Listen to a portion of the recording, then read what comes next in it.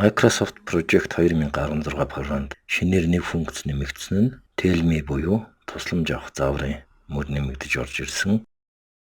Улаан дөрвөлжин үрээгээр бариллыг нь харуулж байна. Энд тусламжийг авах текстээ бичгэд тэр ойлгомжтой холбоотой зэс рүү шууд аваачдаг. Тэгэхээр энэ тусламж авах мөрөнд маузны курсорыг аваачиж товшоход текст оруулж болно гэснийг харуулсан курсороо нэмчиж байна.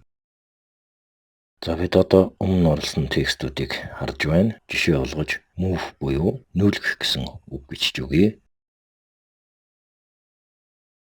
Ингэхээр энд move буюу нүүлгэхтэй холбогдлолтой командуудын жагсаалт гарч ирсэн байна. Мөн get help on move буюу тусламжийн зааврыг дуудах боломжтой юм байна. Хамгийн доотлын мөрөнд байна. Move task гэсэн мөрний төгсгөлд баруун тишээ харсан жижиг гурвалжин сум байна.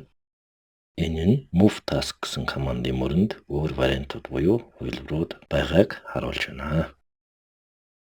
За тэр жижиг гурвалжин дээр маузны хасамыг авчихад нэмэлт цонхонд сонголтууд гарч ирсэн харагдаж байна. 1 өдөр, 1-7 хоног, 4-7 хоногийн өмнөх хойных оруулсан даалгавар руу шууд очих боломжтойг харуулж байна. Өөрөөр хэлбэл хэрэгтэй зүйл рүүгээ хурдчилсан байдлаар очих боломжийг өгч байгаа юм байна. Өөр нэг үг бичиж өгье. Copy буюу хуулах гэсэн үг бичлээ. Copy өгөхтэй холбоотой функцүүд гарч ирсэн байна. За жишээлбэл доорх үснэгтээс нь summary номер 1 гэсэн нүдийг идэвхжүүлээд copy хийгээд copy мөрийг сонгож ажилуулад буцаад энэ мөрөн дээрээ paste буюу буулгах гэсэн үгийг бичиж өгье.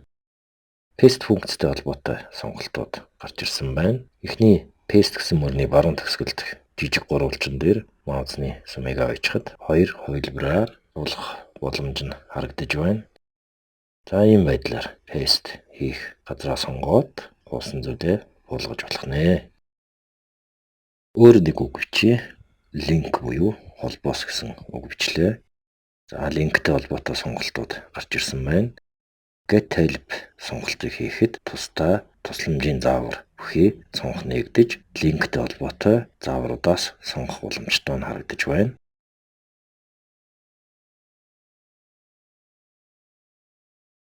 За одоо би timeline буюу цагийн хуваар гэж бичиж өгье.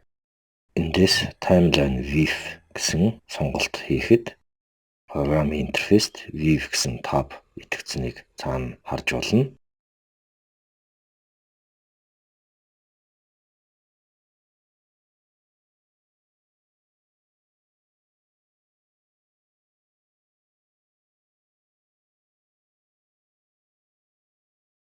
Task tab дээр товшоод зөвхөн time буюу хугацаа гэж бичиж өгье.